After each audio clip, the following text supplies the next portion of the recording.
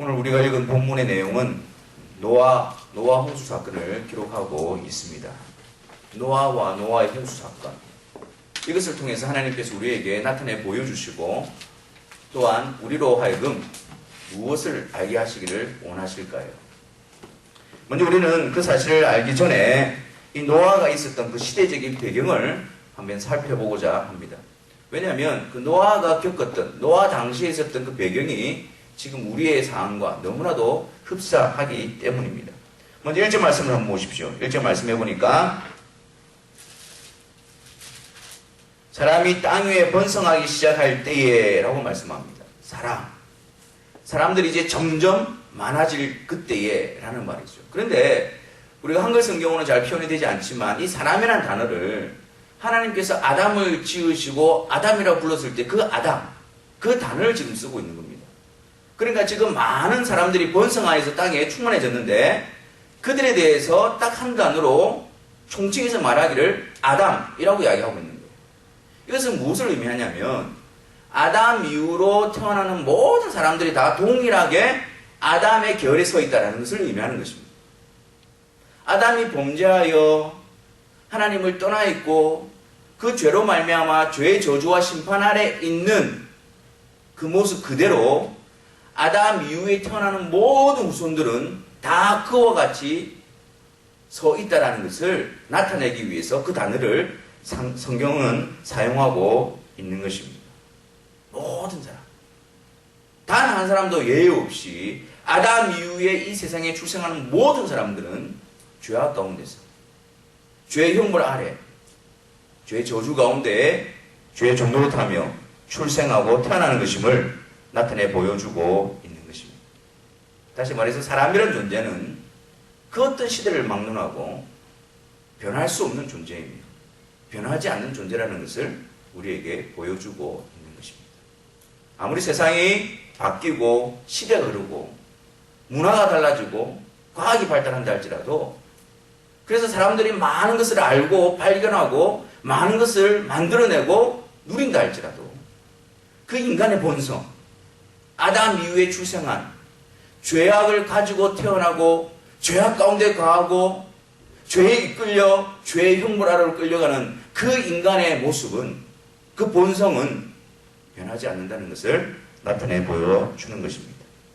그리고 땅 위에 그 사람들이 번성하기 시작할 때에 그들에게서 딸들이 나니 2절 말씀해 보니까 하나님의 아들들이 사람의 딸들의 아름다움을 보고 자기들이 좋아하는 모든 여자를 아내로 삼는지라 라고 말씀합니다.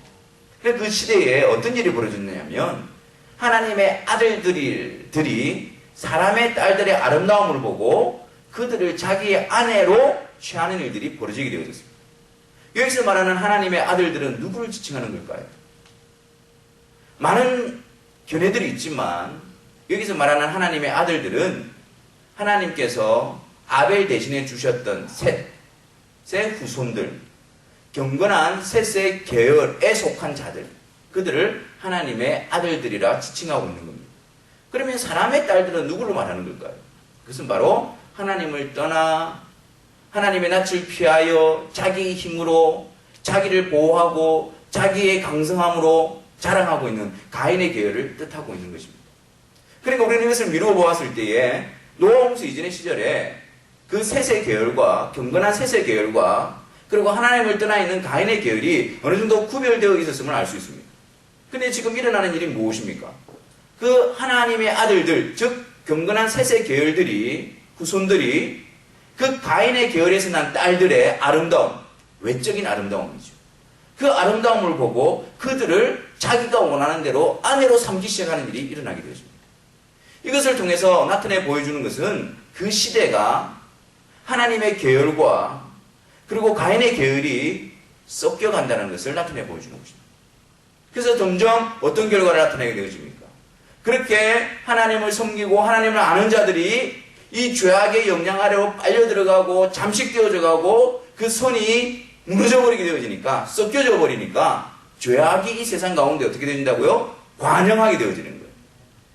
온 세상이 어두워지게 되어지는 것입니다.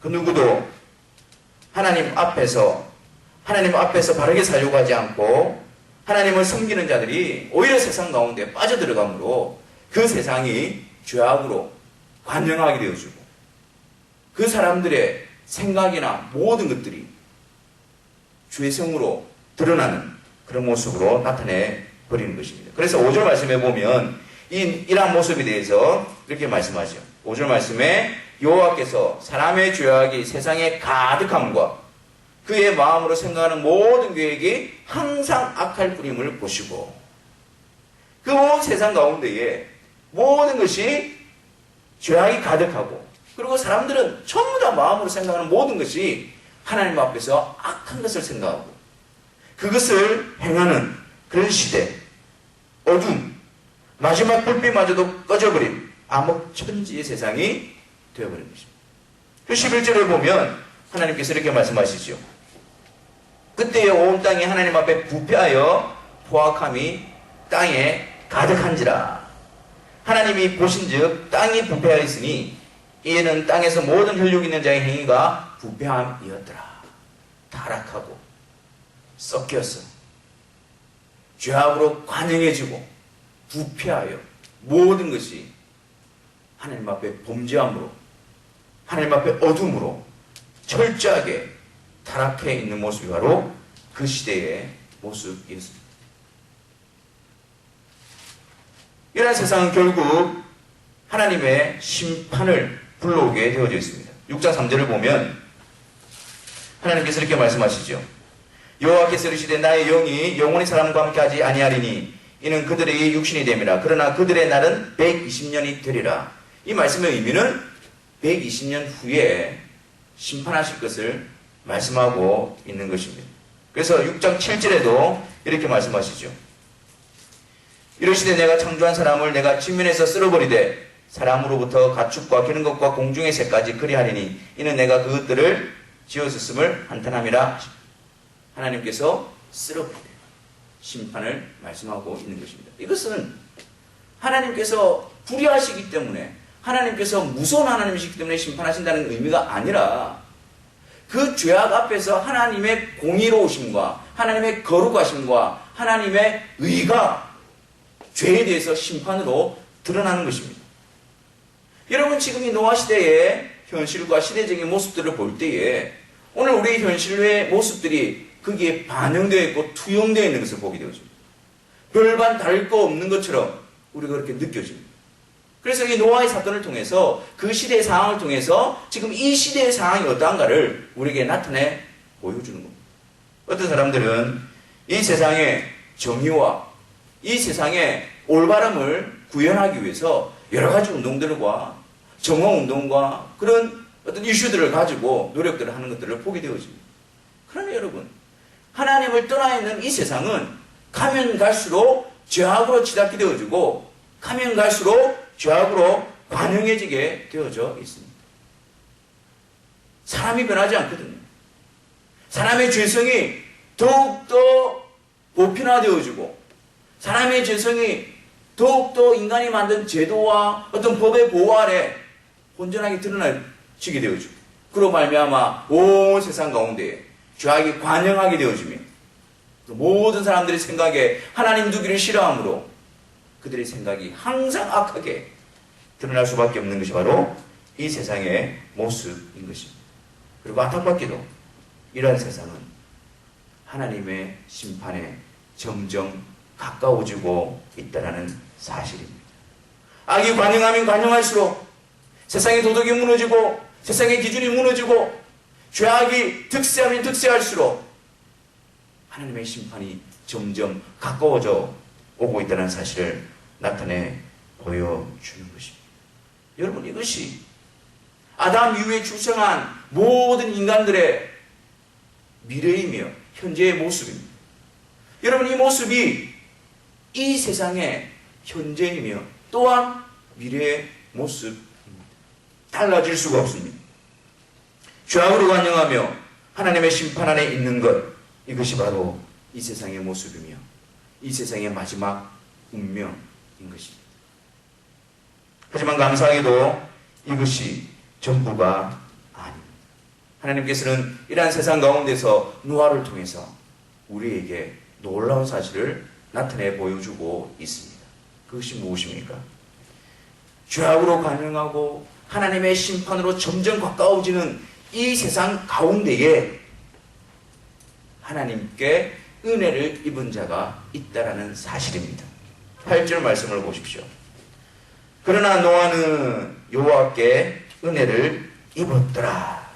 이 노아를 통해서 이 죄악된 세상 가운데에 하나님께서 은혜로 부르시는, 하나님의 은혜 가운데 두시는 자들이 있다라는 사실을 노아를 통해서 그것을 보여주고 있는 것입니다. 그들의 죄악으로 하나님이 심판하시고 그들의 죄악으로 하나님이 형벌하셔야 되는 것이 마땅함에도 불구하고 은혜로 대하는 자들이 있다는 거예요.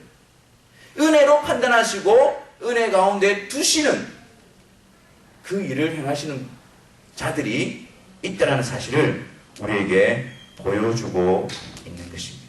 그렇습니다.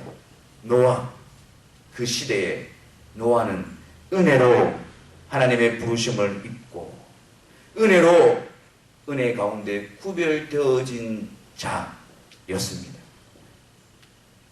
우리는 노아의 홍수 사건을 접하면서 이런 오해들을 가지기도 합니다. 9절 말씀에 보면 노아에 대해서 이렇게 설명합니다. 노아는 의인이요 당대의 완전한 자라. 그는 하나님과 동행하였으니. 봐봐라. 노아가 의인이었고 의로운 자였고 그 당대의 완전한 자였기 때문에, 그리고 하나님과 열심으로 동행하였기 때문에 노아가 홍수에서 구원을 받은 것이다. 홍수에서 건짐을 받은 것이다. 그래서 그 하나님의 심판으로부터 건져낸 근거를 노아의 행위로 가져가는 경우가 있습니다. 하지만 여러분, 이것은 잘못된 오해입니다. 왜냐하면 8절 말씀에 하나님께서 뭐라고 말씀하셨습니까? 노아가 은혜를 입었다라고 말씀하잖아요. 은혜의 의미가 무엇입니까? 은혜라는 의미는 자격 없는 자에게 베푸시는 하나님의 호의, 자격 없는 자에게 베푸시는 하나님의 선물, 이런 뜻입니다.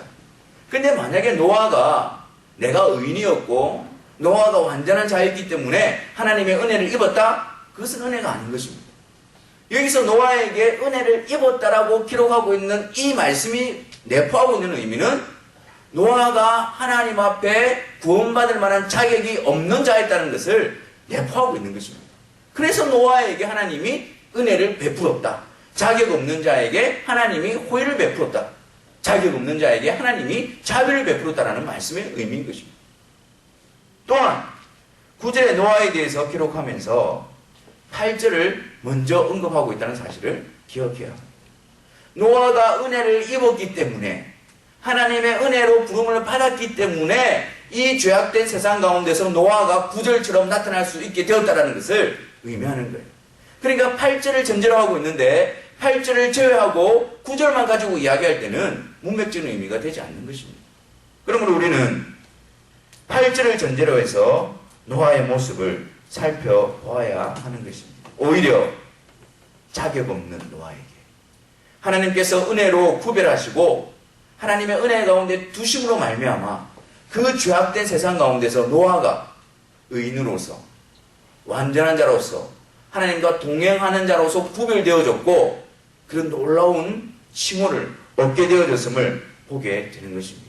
오히려 그 죄의 영향력 가운데서 은혜로 부름을 받은 노아가 그 은혜의 능력으로, 그 은혜의 영향력으로 그 죄의 영향력 속에서 어떻게 살아가고 있는가, 그 은혜가 그의 삶 가운데 어떻게 펼쳐지고 있는가를 보여주고 기록하고 있는 것이 바로 9절의 말씀이 되는 것입니다.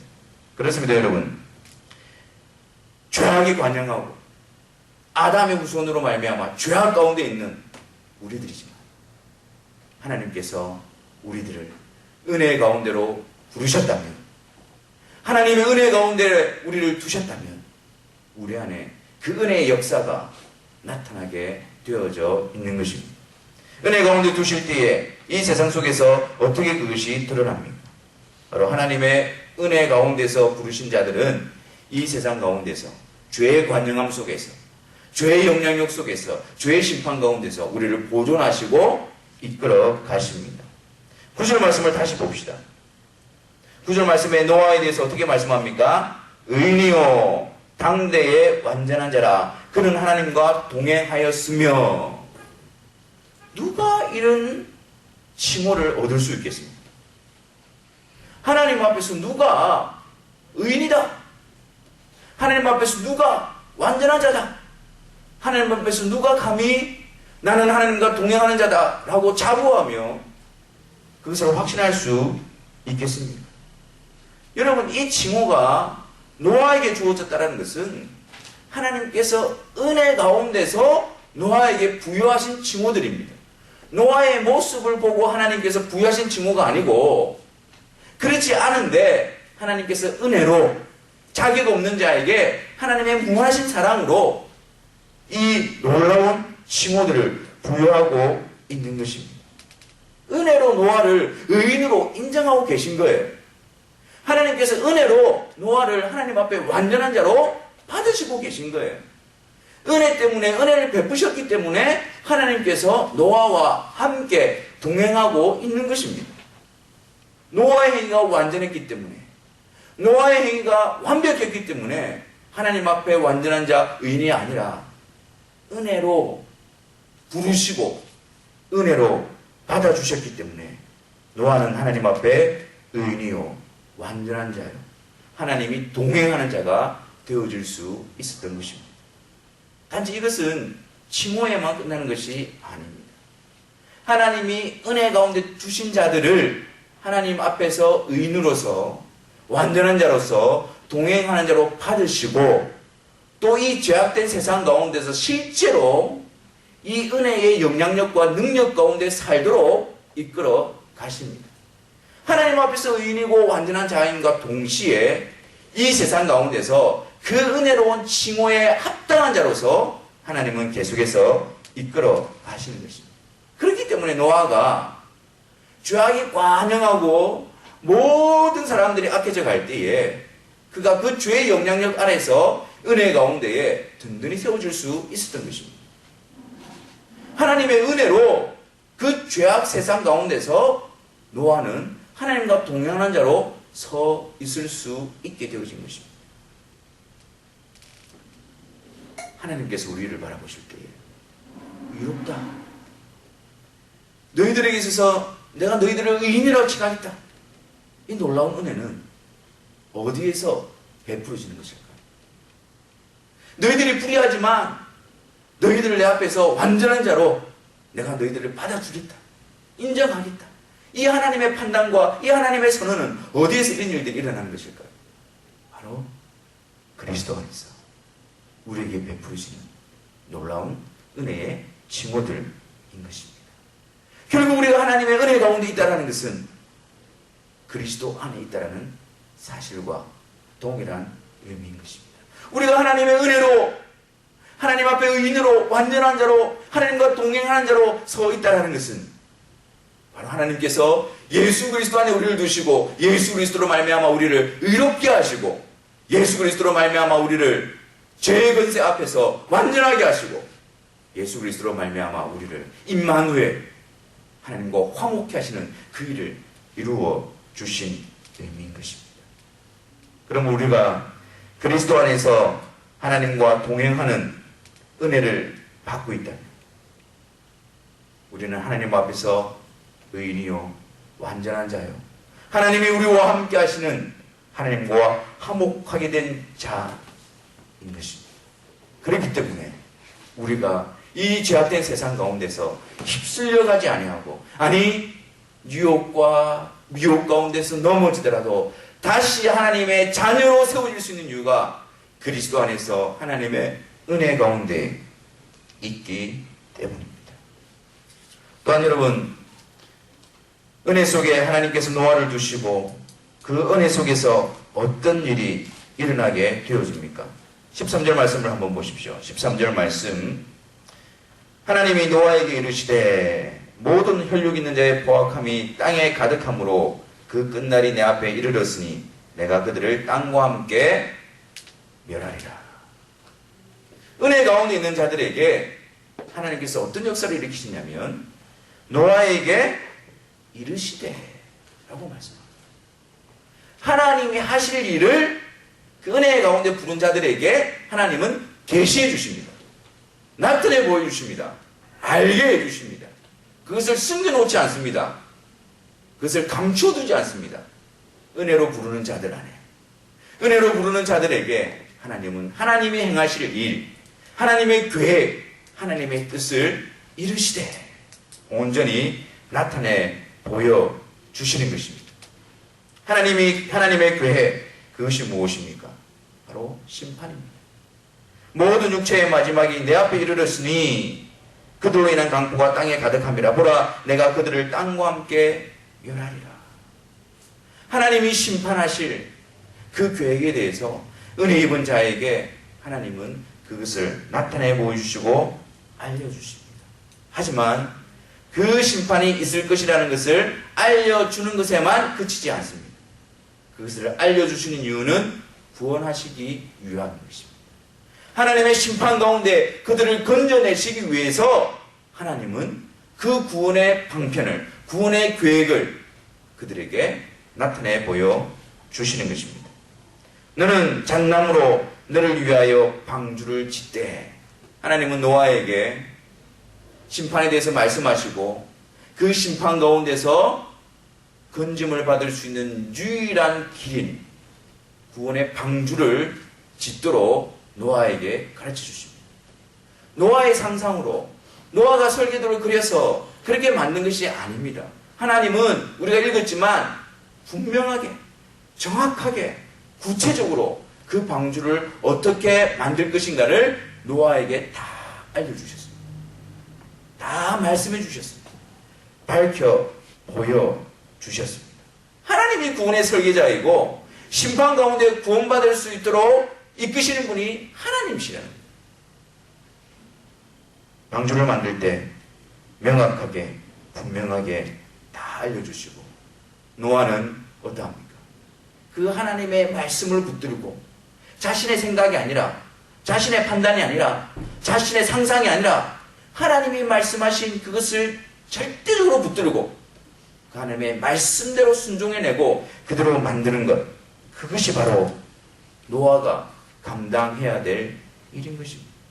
하나님이 말씀하신 것, 내가 방주를 통해서 구원하실 것이라는 그 놀라운 하나님의 복된 소식 앞에 붙들림을 받고 그게 순종해 나갈 때에 하나님의 구원을 얻게 하시는 것입니다.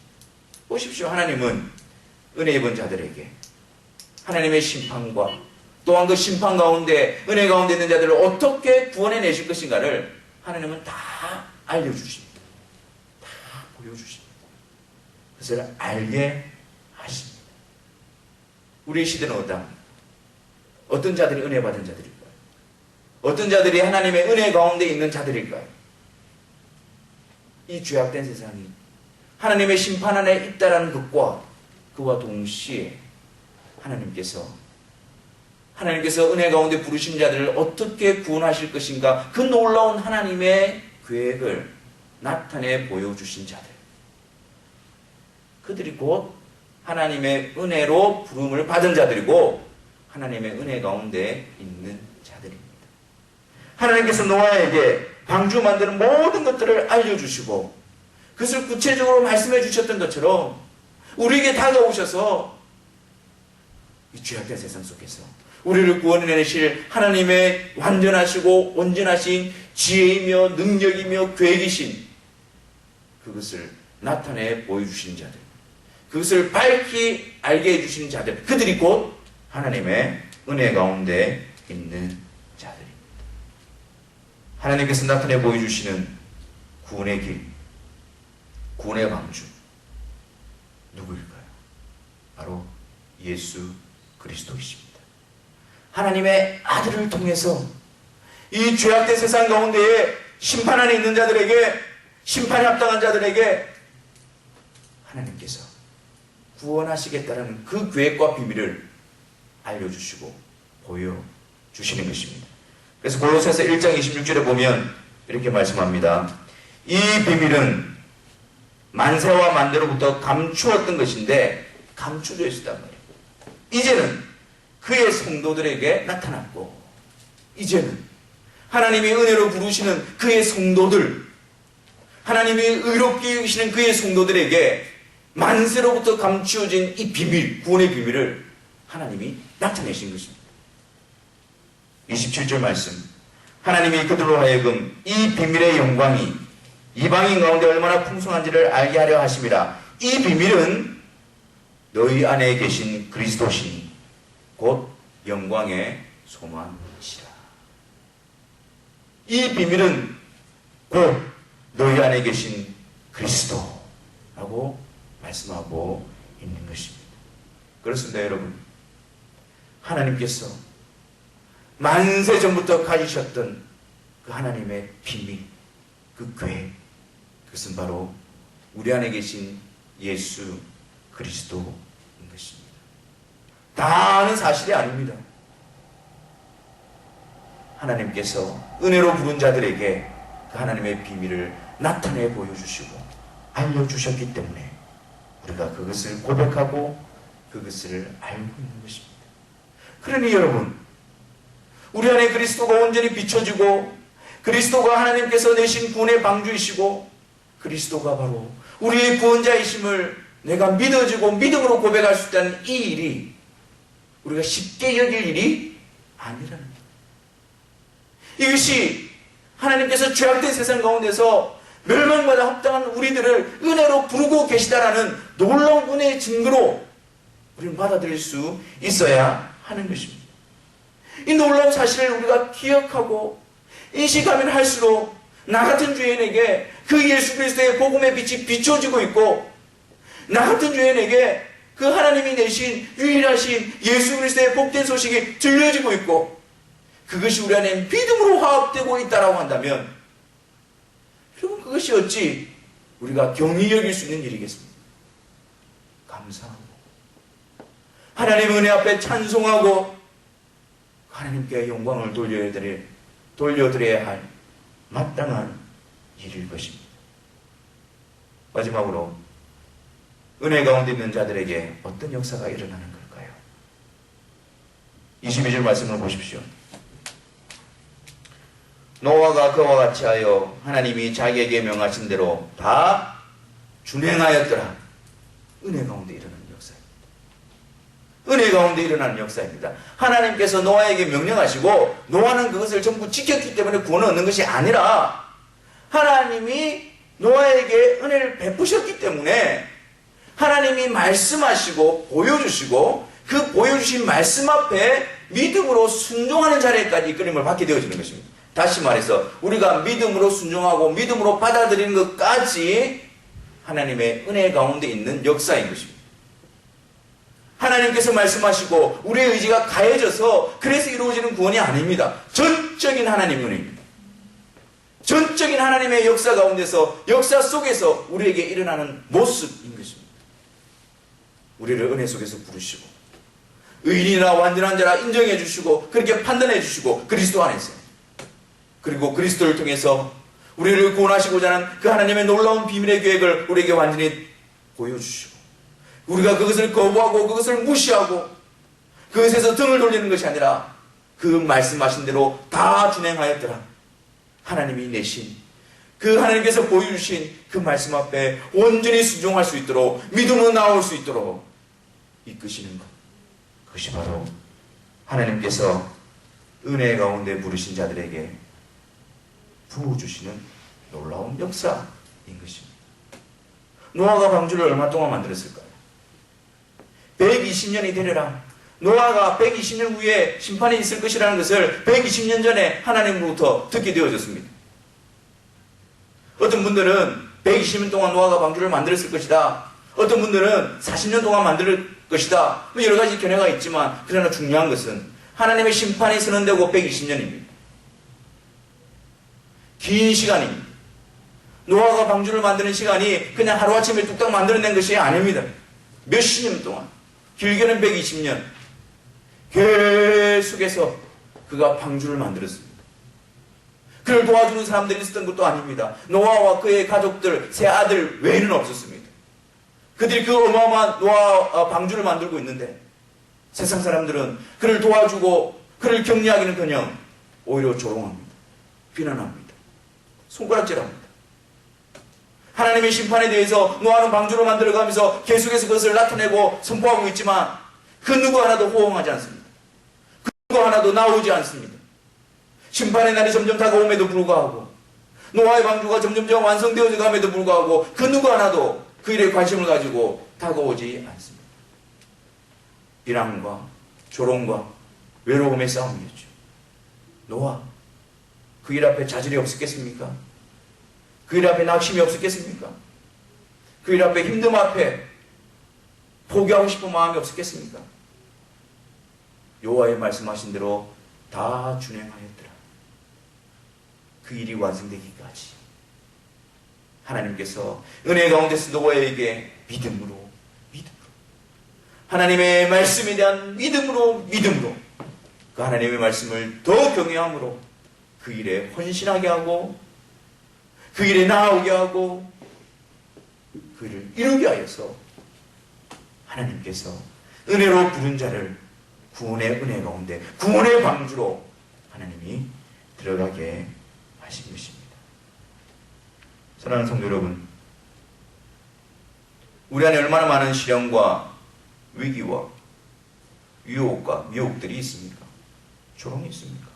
얼마나 우리 속에는 끊임없이 신앙을 포기하고 싶어하는 마음들이, 이 세상을 타협하고 싶은 마음들이 얼마나 끊임없이 일어나고 있습니까?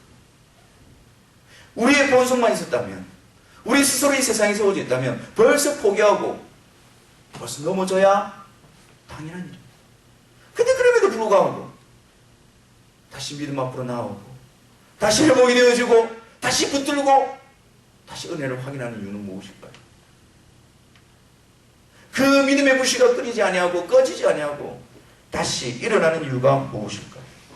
그것이 바로 우리의 힘이 아니라 하나님께서 우리를 은혜 속에 두셨기 때문에 그 하나님의 은혜의 능력으로 우리를 빚어가고 우리를 이끌어가고 하나님의 말씀에 다 준행하였더라. 그 자리로까지 그 긴 시간 동안 한 걸음 한 걸음 우리를 인도하고 있기 때문입니다. 은혜 가운데 두신 자도 여호와시오. 그 은혜 가운데서 자라게 하시는 분도 여호와시오. 그 은혜 가운데서 인내하게 하시는 분도 여호와시오. 은혜로 부르신 이가 그 은혜의 구원의 방주에 도달하게 하시고 완성시키시는 분도 여호와 하나님이신 것입니다. 그래서 우리는 모든 것이 다 하나님의 은혜로 되어진 것입니다. 모든 것이 다 하나님의 은혜로 되어진 것입니다라고 고백할 수밖에 없는 것입니다. 노아 홍수 심판이 끝난 후 노아와 가족은 방주에서 나왔습니다. 땅을 밟았습니다. 거의 1년 이상 지난 후에 그들이 땅을 밟게 되었습니다. 그들이 제일 먼저 한 일이 무엇인지 아십니까? 바로 여호와께 제단을 삼고 여호와께 제물을 드리고 반제를 드립니다. 어떤 의미인가요? 하나님의 심판을 경험했던 자입니다. 하나님의 심판에 합당할 수밖에 없었는데 하나님께서 말씀하신 대로 하나님께서 언약하신 대로 하나님이 보여주신 대로 그 방주로 말미암아 구원을 얻은 자들입니다. 그들에게 터져나온 것은 무엇일까요?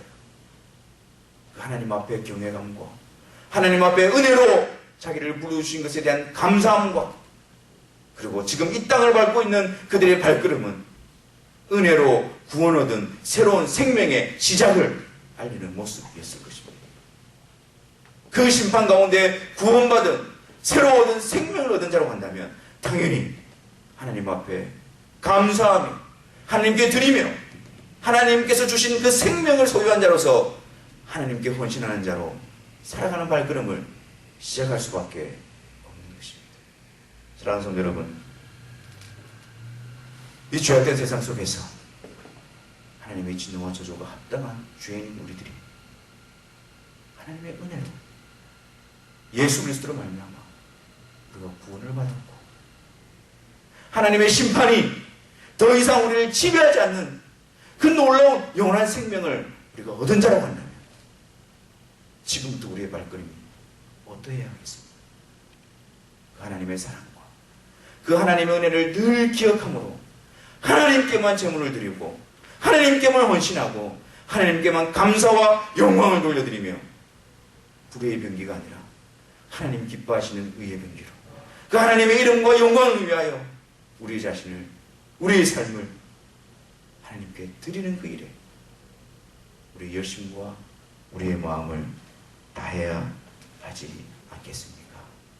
하나님 앞에 나올 때마다 심판 가운데서 그 아들 예수 그리스도로 말미암아 나를 건져내 주신 그 하나님의 은혜를 기억하시기를 바랍니다. 그래서 그 은혜 안에서 더욱더 강건해지기를 바랍니다. 그래서 그 은혜 받은 자답게, 은혜 받은 자로서 이 세상과 구별되어져서 썩이지 않아요. 하나님의 이름과 하나님의 영광과 하나님의 이 구원의 복음을 선포하는 일에 온전하게, 귀하게, 기쁨으로 드려주시고 쓰임받는 저와 여러분들 되시기를 주님의 이름으로 축원합니다.